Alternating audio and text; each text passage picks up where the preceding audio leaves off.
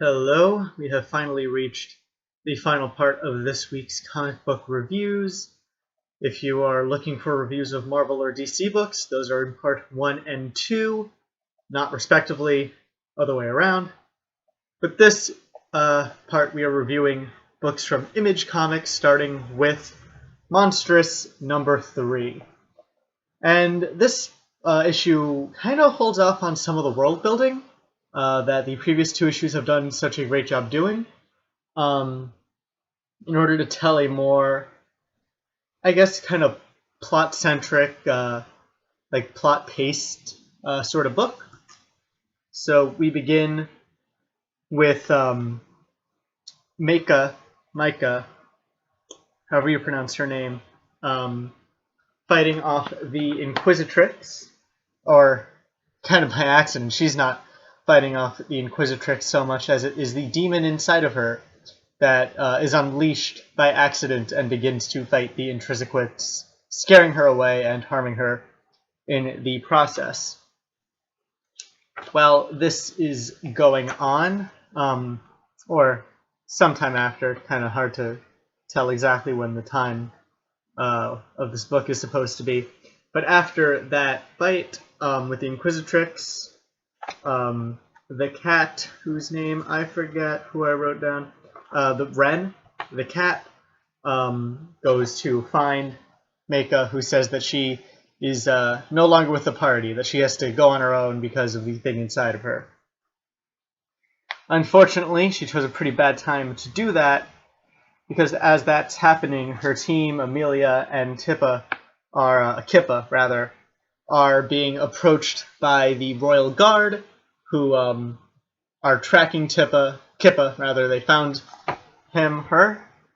they found Kippa, and are going after him when he's trying to run away, disguise himself, but then he goes back to rescue Amelia and her child.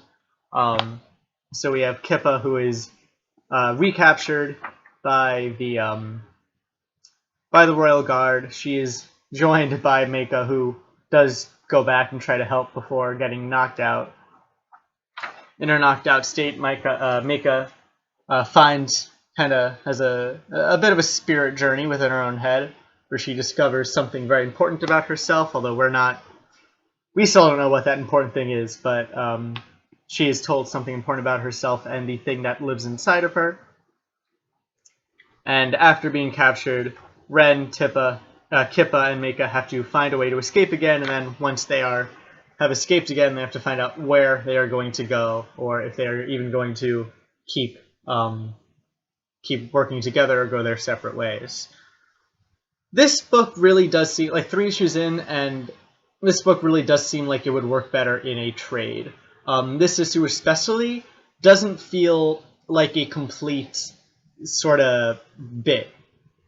It feels like the middle of 2 acts or something. There aren't really any big choices made. The choices that are made are kind of redone or doubled back on, like within the same page or page after, so they don't feel that meaningful.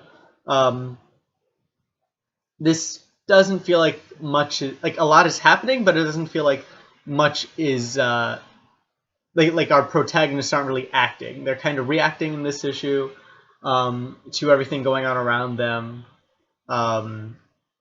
This is a book of indecision, kind of. And it feels like if I read this right after issue 2 and like just right sandwich between 2 and 4 without having to wait a month between issues, then this would flow much better.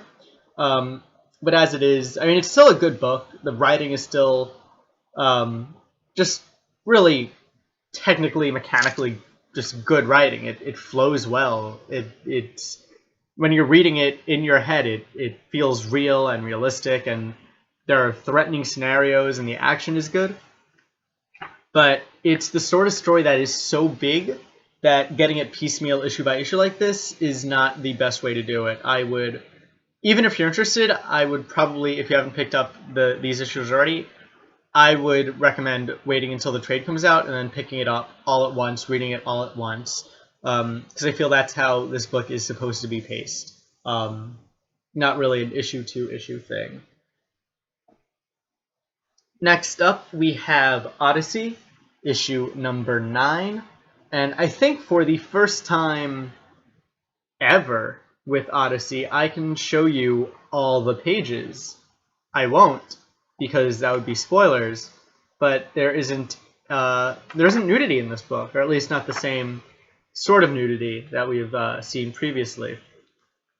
We begin this issue with the boy getting captured by the royal guard, and he pursues. He, of course, is this guy's name. Am I finding the right guy? They're all kind of blue looking. This guy over here. This one, who my finger's on. He gives chase to the boy after the boy is captured by the royal guard.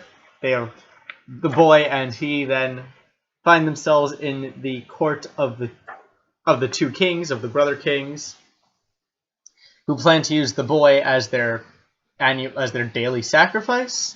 And instead, he makes a trade. He trades himself for the boy, and he will take the boy's place as sacrifice for the day amongst the two kings.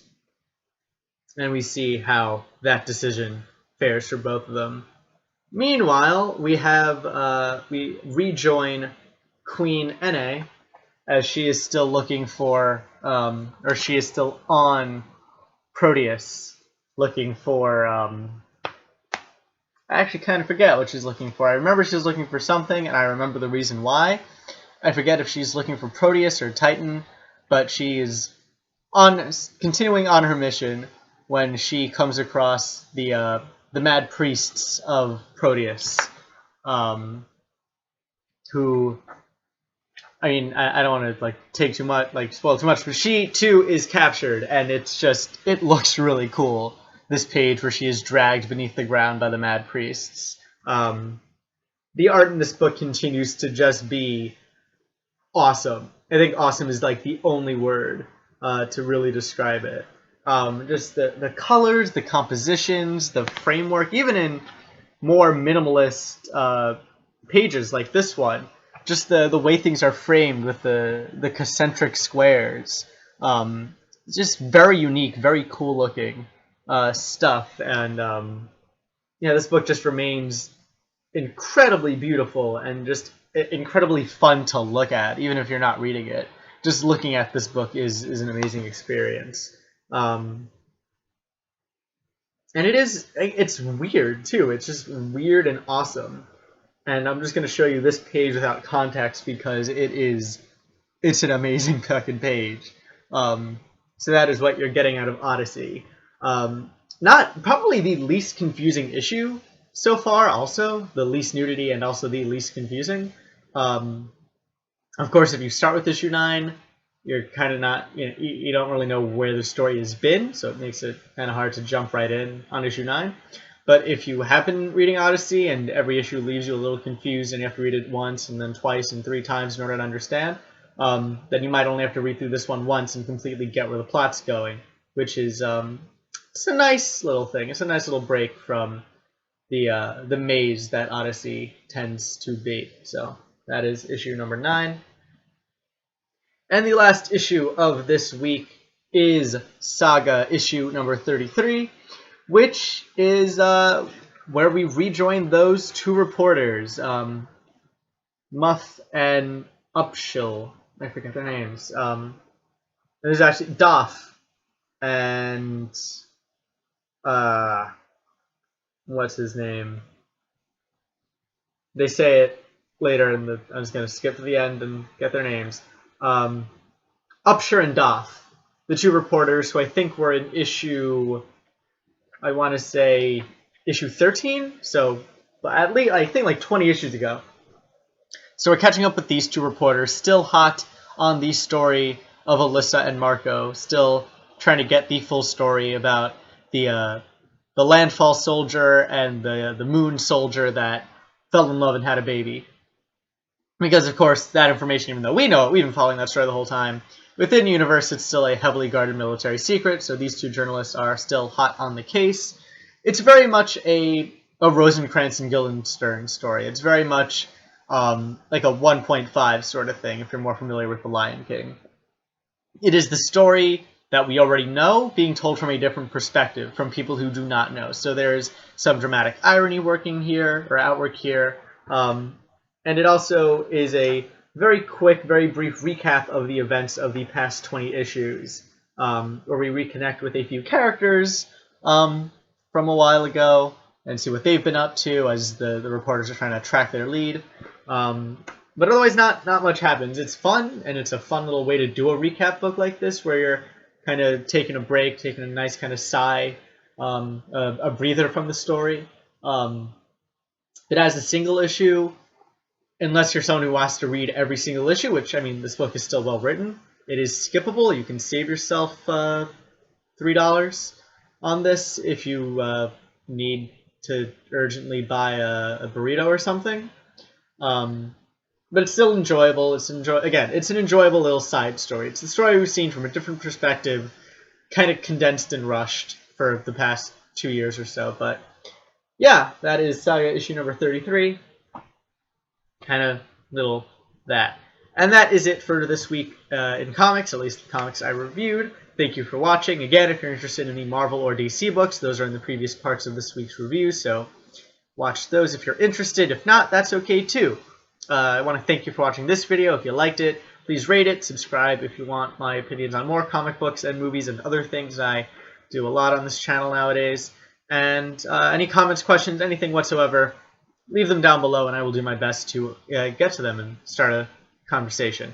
So yeah, that's it for this week. As I said, in comics, thank you for watching, and I hope that you join me next week for some more comic book reviews.